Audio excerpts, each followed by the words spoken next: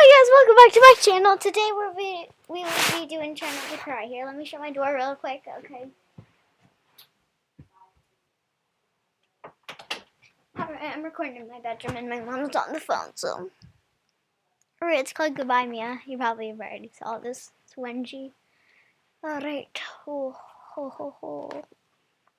Here it is. Little. Oh. Mia, you are my queen, my light. Oh, are you this one? Oh, hello. Oh, I'm so cute though.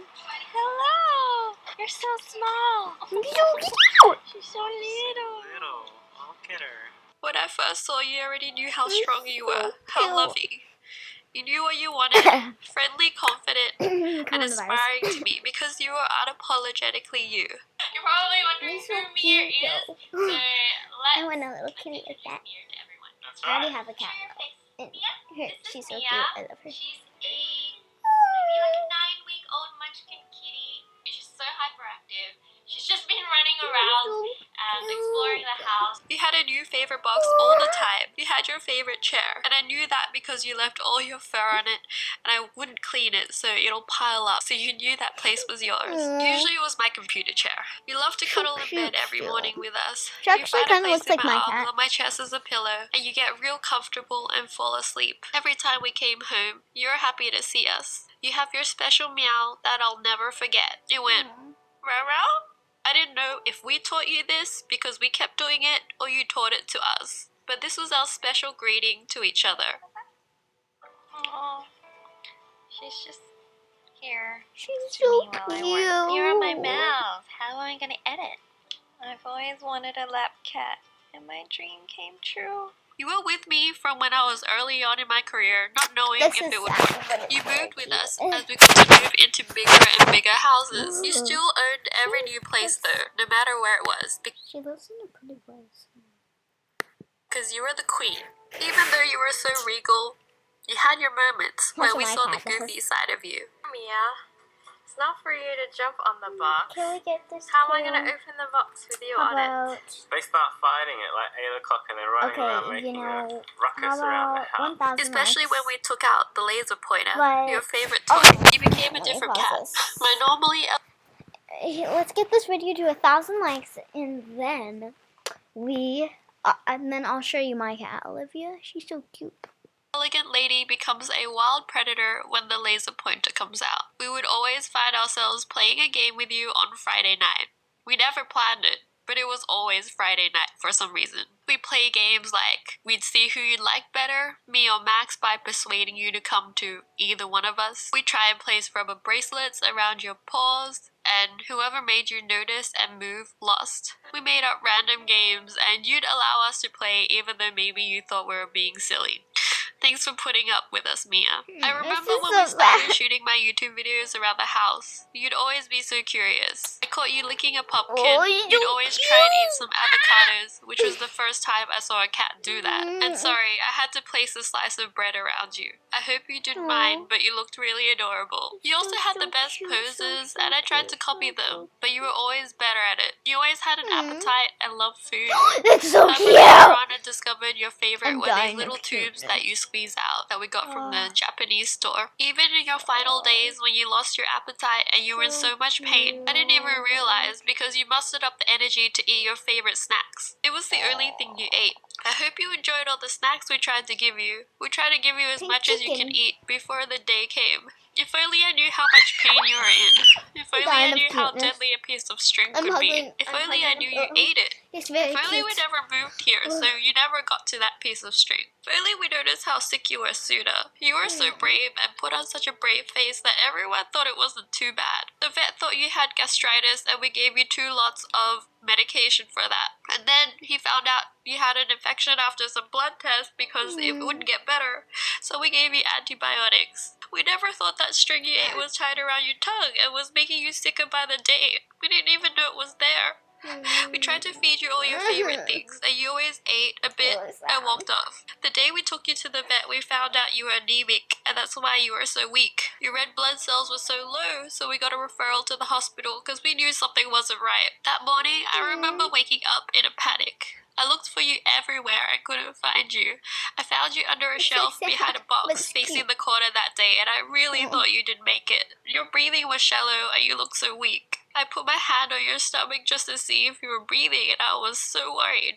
I got your favorite snack and started feeding you, and you ate it so happily.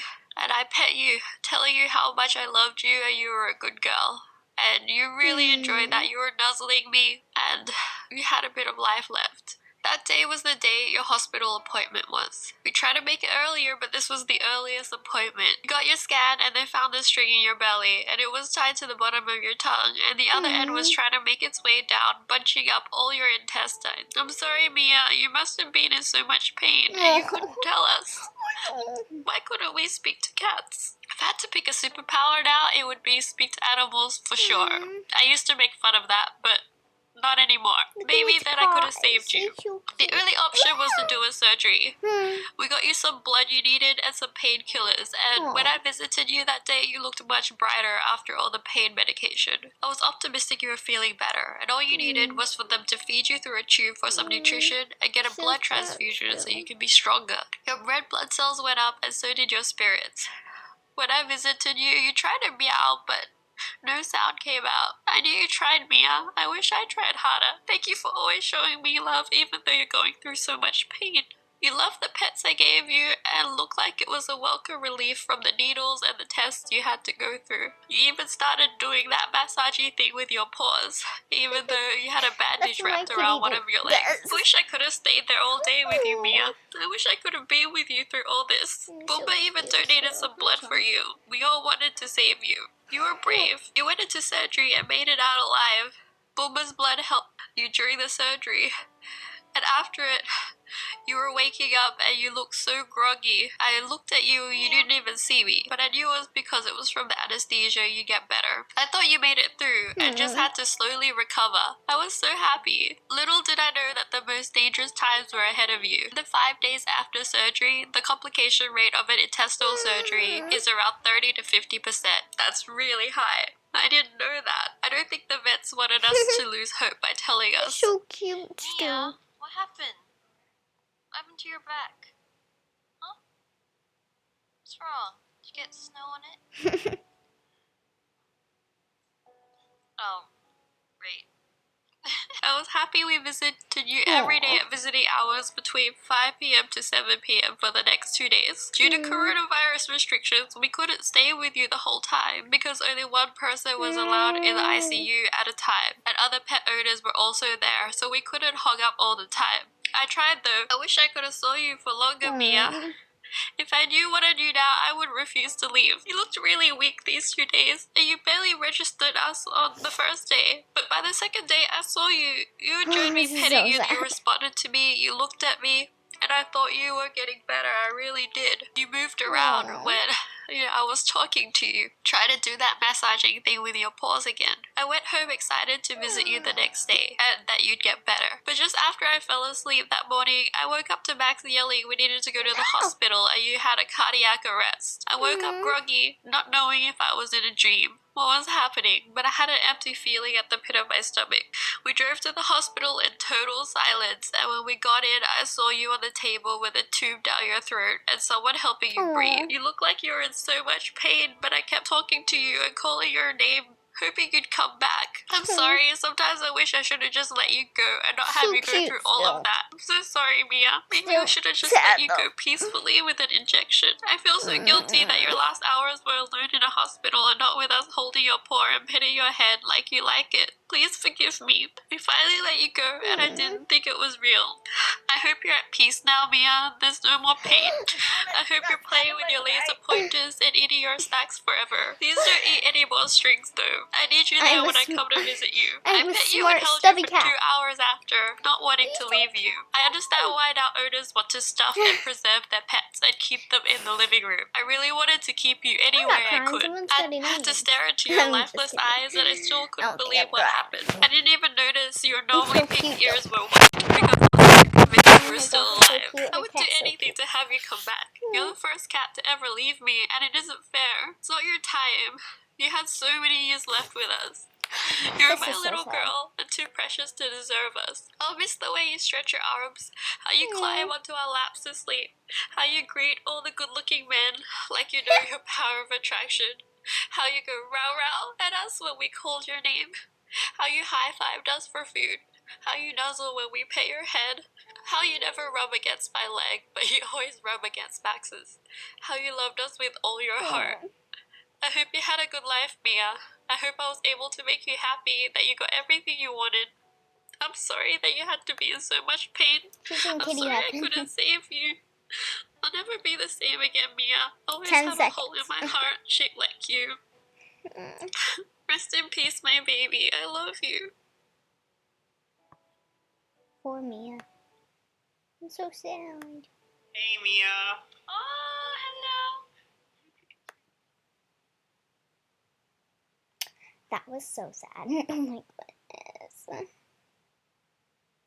So sad. So sad. Rest in peace, Mia. That's so sad. I know I said that like 5 times, but that's really, really so sad. Alright, well guys, I hope you like this video. Make sure to give this a big thumbs up if you were really sad about it. Make sure to subscribe, and we're almost at 1,100 subscribers, so hope you get there. Bye!